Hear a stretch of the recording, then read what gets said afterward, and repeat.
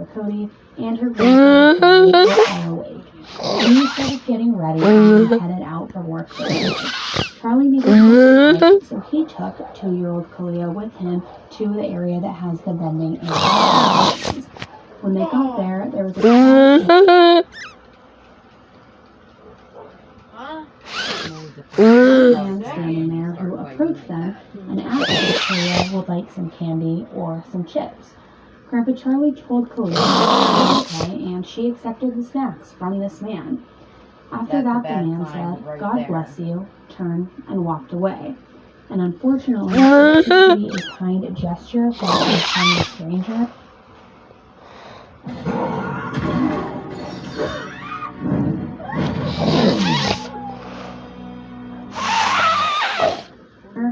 Would actually be a training technique that was used by an evil and twisted person. When Charlie came to the family's room, the four decided to go to a couple and pick up some groceries and grab some supplies that they needed. So after packing and returning with their groceries, the family spent the rest of the afternoon in the motel pool. Kalia and her mother Chelsea played and swam together, and her father Cody and her grandpa Charlie were off to the side of the pool talking with another man who was hanging out in the pool area. And it was the same man that had given Kalia snacks earlier that day by the vending machine. The man who introduced himself as Michael was wearing orange shorts, bald, and covered in what is being described as prison tats. He told them that he had been hired on by the motel to do some things, and the motel was actually providing him with a couple of rooms as he was doing this work. Grandpa Charlie was getting tired and decided to go back to the room to lay down and rest for the rest of the afternoon, while the rest of the family decided to stay. They were swimming, having fun, and talking to Michael. As the day turned to early evening, Kalia was getting tired from being out all day, which is totally typical for a 2-year-old. She is, out in the sun all day swimming. Of course, she is like zonked out. So Cody and Chelsea decided to take her back to the family's room to wind down and then get ready for bed.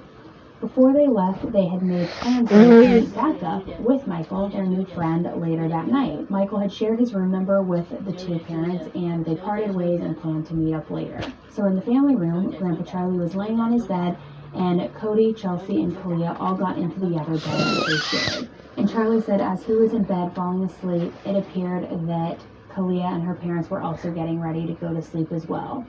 However, sometime later, he was awakened to the sound of the family's dog barking and by the grandmother, Jeannie, returning back from work. It was around approximately 11:30 p.m., and Jeannie noticed that the door was ajar and that Kalia was not in bed. And she found this to be odd because Cody and Chelsea usually didn't take Kalia with them if they were going to be out there. So Jeannie asked Charlie where baby Kalia was, but Charlie says that he didn't know.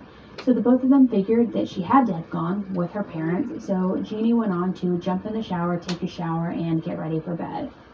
Earlier that night, after Charlie had fallen asleep, Chelsea, Cody, and Kalia were all laying in bed, and Cody and Chelsea were laying with their daughter waiting for her to fall asleep. And when she was fully rested, apparently the couple left to go out of their room and go meet up with their new friend Michael that they had met earlier that day. And it's written in the affidavit that in Michael's room, it was evident that the three of them hung out there, drank alcohol, and took drug substances. It starts with an M, and it rhymes with Seth. I can't say it on YouTube because they'll probably flag me. However, during that hangout where they're all drinking, hanging out together, doing some drugs, apparently, Michael made several bizarre comments to Cody. In one comment particularly, Michael said something like, "Your daughter is so beautiful, but she's too young for me." Now at that point, I think that Michael would decide to leave. If a grown man is making an insinuating comment about your 2-year-old daughter in such a way, you 100% will leave. You actually... Captain Torrance, how can I help you? Fugitive extradition. Boy, is he dangerous? What did he do? Homicide 15 years ago. I don't want to scare the rest of the passengers. I'm afraid you're stuck with us, Captain. They probably would punch this person square in the face. At the very least, you would leave. But Cody and Chelsea didn't leave. And I can't help but wonder if they were frequent users of this drug supplied with party favors Is that why they overlooked these comments and stuck around? I don't care. And then in another bizarre scenario, Michael told Cody and Chelsea that he would pay them $4,000 if Cody would let Michael have Chelsea for 24 hours. Oh my god. So the two declined, but said that they did a woman who they could get. So Chelsea steps out to give this prospective girl a call, and disgustingly, Michael ends up telling Cody that he's going to go into the other room to service himself. So then when Chelsea comes back after taking that phone call, they knock on this door to let Michael know what the outcome is, and he answers and opens the door fully naked. Now at this point, I can't really excuse them associating with this man naked. Not that I really ever could. They were willing to go and get this friend of theirs for this man who was willing to pay them $4,000. He made a very weird and inappropriate comment about their 2-year-old daughter. He's now opening up his door fully butt naked. It's weird. There are a lot of red flags going off. But in any event, Chelsea and Cody tell us that their friend agreed to come over. So they say, our friend accepted the invitation and we're going to go and play.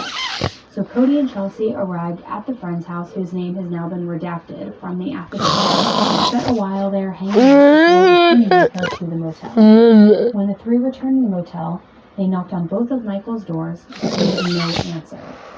Now this is where there start to be some inconsistencies in the statements made by Leah's family. Because Judy insisted that she was awakened by Cody pounding on the door screaming, "Where is my daughter?" But this differs from Cody's statement that he and Chelsea and their friend start walking around the motel looking for Michael and then discover Kalia face down in the pool. And it may not sound like it really matters, but it will, and we're going to get there soon. When Cody pulled his 2-year-old daughter Kalia from the pool after being face down, he noticed that she had a pair of orange shorts wrapped around her neck and apparently started attempting to administer CPR.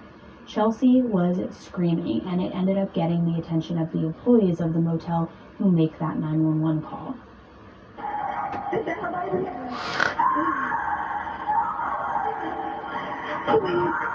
Please come. Somebody come now. Please. Okay, where are you at? Oh my God, I'm at the Grand Prairie Hotel.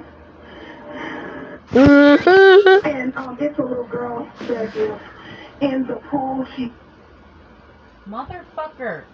Now I know why I paid for not to have the ads. Holy shit. I mean, there's just so many of them. What the fuck? There never used to be that many. This lady and these two people that came down with her. And she was in the pool and she's drowned. Please send somebody right now. Oh God, she's blue. Oh God, please send somebody right now, ma'am. Well, help is on the way to you. I'm going to give you instructions on how to do CPR.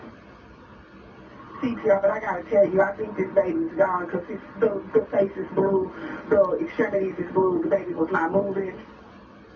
When ambulances arrived, they rushed little Kalia's lifeless blue body to the hospital where she was pronounced dead.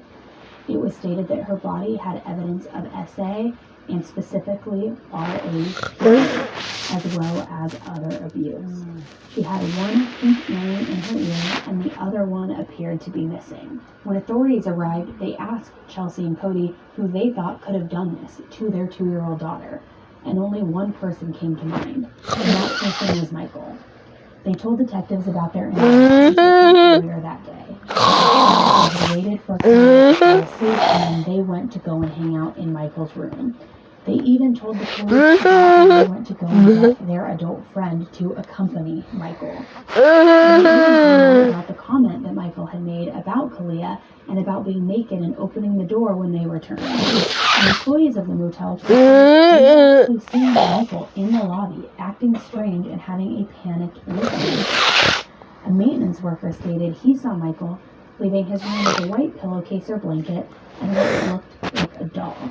He needed to hunt down Michael to figure out what the heck happened. While police and police searched Michael, others worked on finding out everything that possibly could. With It was discovered that the man's full name was Michael Geiser, and Michael had just been released from prison just 1 month prior on March 29th. He had been in prison for 10 years on charges of kidnapping.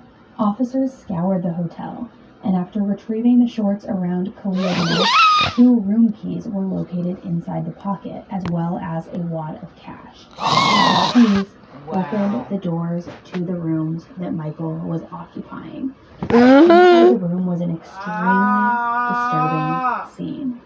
There was blood all over the room, but mostly on the bed. Placed on the bed were gummy worms, said to be arranged in a way that didn't appear to have been accurately infected. There were also alcohol bottles consistent with some that were missing from a pack that was located in Kalia's family's room. There was little girl's clothing, as well as a pair of blood-stained children's underwear with the Baby Shark logo on the floor. On the TV, the channel was turned to a cartoon program, and it was facing the bed that had the candy all over it. An officer stated it appeared that the room was set up to